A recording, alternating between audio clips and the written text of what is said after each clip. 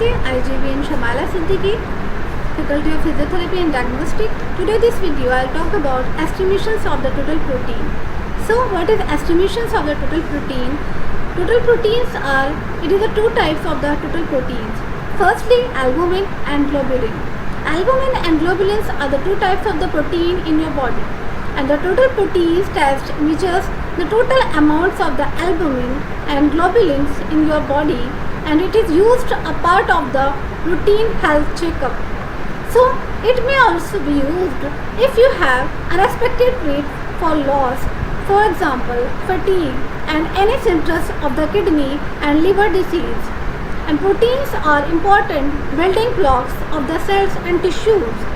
So the proteins are necessary for your body's growth, for example development and health. Blood contains albumin and globulin. Albumin proteins keep fluid from the leaking out of your blood vessels, and globulin proteins play an important role in the immune system. So what are the purpose of the total protein test?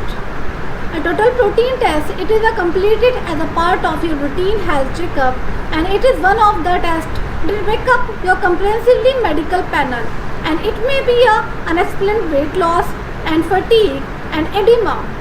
So what is edema? Edema, it is an accumulation fluid for the tissues, for example symptoms including kidney and liver diseases.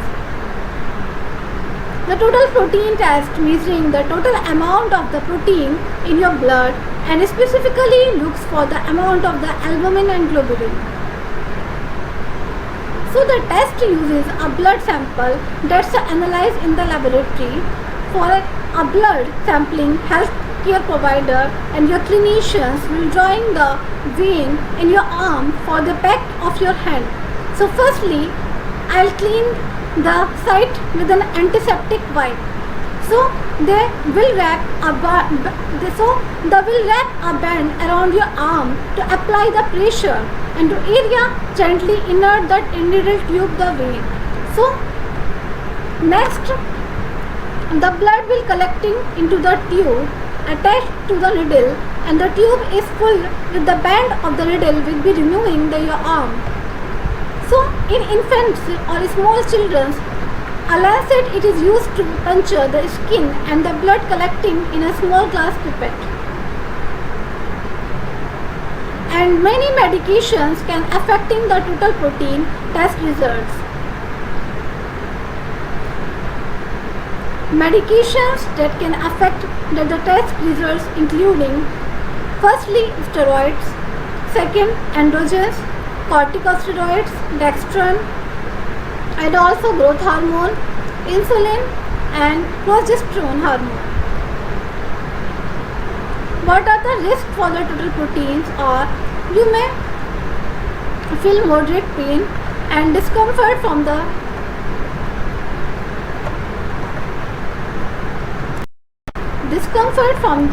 body.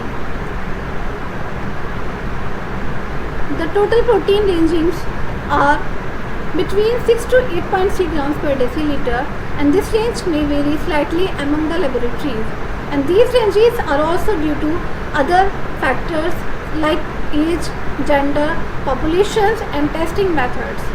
And the total protein measurements may increasing during pregnancy. If the total protein is abnormal, additionally testing must be performed to identify which specific protein is low or high. Before a diagnosis can be made, elevated total protein may indicate inflammations and infections such as viral hepatitis B and hepatitis C and HIV infections, and bone marrow disorders such as multiple myeloma and Waldenstrom's disease. And low total protein may indicate bleeding and liver disorder. Kidney disorder such as nephrotic disorder or glomerulonephritis and malnutrition, and also malabsorption conditions like celiac disease and inflammatory bowel disease.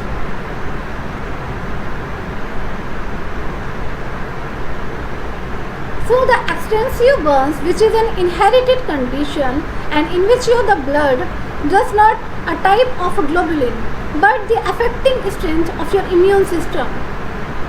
Secondly, inflammatory conditions and low albumin is considered albumin below 3.5 gram per deciliter, but it is associated with decreased effectiveness of the medications and used for the ulcerative colitis, and low albumin level may result in complications during or after surgery. So the next is AG ratio. What is AG ratio? Normally the AG ratio is referred to as the albumin and globulin ratio is slightly higher than 1 if the ratio is too low and too high. So the additionally testing must be done to determine the causes and diagnosis. If the ratio is low, so it can suggesting your clinician autoimmune disorder and multiple myeloma, cirrhosis, and also kidney diseases. A high AG ratio can indicate genetic deficiencies or leukemia. Make sure to discuss your results and your clinician. Namaste, I JVN Shamala Siddiqui, Faculty of Physiotherapy and Diagnostic. Today this video I'll talk about care and maintenance of the laboratory histopathology. So what is histopath and care and maintenance? Lab experiment is expensive and often fragile for the higher education research facilities with limited budgets. It is essential to keep your equipment functioning optimally for as long as possible. Well cared for the equipment provides more reliable and consistent data and has a positive impact on your laboratory productivity. So, the equipment at a higher education lab research facilities can be challenging to maintain without the proper training. For example, hiring professionals to keep your equipment working correctly is an integral part of your facility's quality assurance. However, for everyday care and maintenance of the lab equipment and tools, there are a few things you can do yourself to keep your lab running smoothly. And extraordinary, what follows in our general care and maintenance guide for the lab equipment. For example, equipment maintenance documentation. The collections of the all information relating to each piece of the equipment in your laboratory, it is a virtually important for laboratory maintenance and management. It is a centralized archive that you can refer to in order to understand your equipment's history. It is also critical to log your equipment maintenance so that you keep a regular schedule for each piece of the lab equipment, and the maintenance log should including like equipment name, model number, manufacturer and purchase data and location, warranty information, and last the type of repair performed and parts of the replaced, any test or the adjustment performance. Keep your equipment maintenance documentation as an electronic file on your computer. This enables you to collect the data such as repair costing, material and equipment efficiency to help them make better decisions about the brand and the type of the equipment and you need for your laboratory. So, the frequently wear and tear on the equipment may also indicate a need for the staff returning. The next is cleaning. Cleaning, it is described as keeping your laboratory equipment clean. It means that it will always be ready for use when you need it and ensure that no impurities, contamination sample and skewed data. So the laboratory equipment should be cleaned after every use, and when cleaning equipment ensure, for example, also cleaning reagents are especially formulated for use in the laboratory and the manufacturer instructions are followed like machines are disassembled when necessary for in-depth cleaning to hurt The next part for calibration. Calibration is an important part of the laboratory equipment maintenance and to ensure the reliable data. When calibrating your equipment, you are measuring and reading against standard units of the measurement, and also to verify the accuracy and adjustments for your machines, and calibrate your equipment regularly because the measurement biases can develop over time and generate invalid data. The next part is repair. So what is repair? Repair lab equipment is expensive and for higher education institutions with budget restriction, and it is vital to make your laboratory equipment repairing and prolong the life of your equipment, for example saving money and for your facilities, and to determine whether your equipment needs repair of the and it is machine that needs repair a source of the danger. Basically, laboratory management, it is a complicated job between the budgeting, organization, storage and meetings with various departments like cleaning and maintaining laboratory equipments.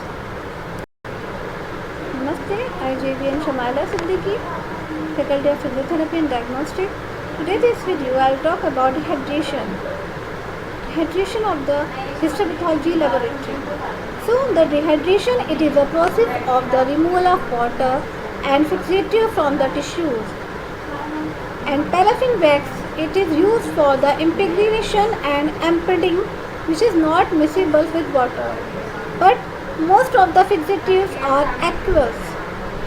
Fixatives should be removed from the tissues for which dehydration is required. Dehydration, it is achieved by the placing the tissues in graded alcohols to avoid the damage to the tissues. For example, it starts with 70% alcohol, then 90 to 95% and then 100% alcohol. So, rapid removal of the water causes shrinkage.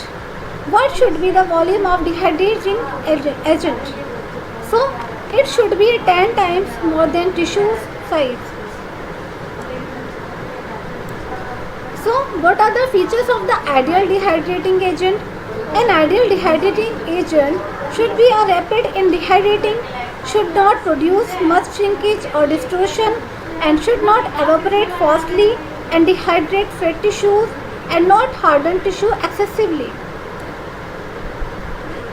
So, various dehydrating agents are, for example, ethyl alcohol, isopropyl alcohol, methanol, butyl alcohol, acetone, salosolo, dimethyloxypropane and dioxane tetrahydrofuran. But commonly used are ethyl alcohol. So what is salosol? It is a ethylene glycol or polyethylene glycol monoethyl ether. And what are the advantages of the salosol? Tissue can be kept in salosol for the monthing without distortion, and it is especially used for the preceding extra wax embedding. So what are the names? The dehydration which can be used both for clearing and dehydration. Firstly, diazine, and secondly, tetrahydrofuran.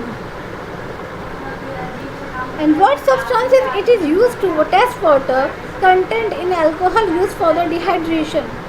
Anhydrous copper sulfate, it is used and it is placed in jar of the absolute alcohol.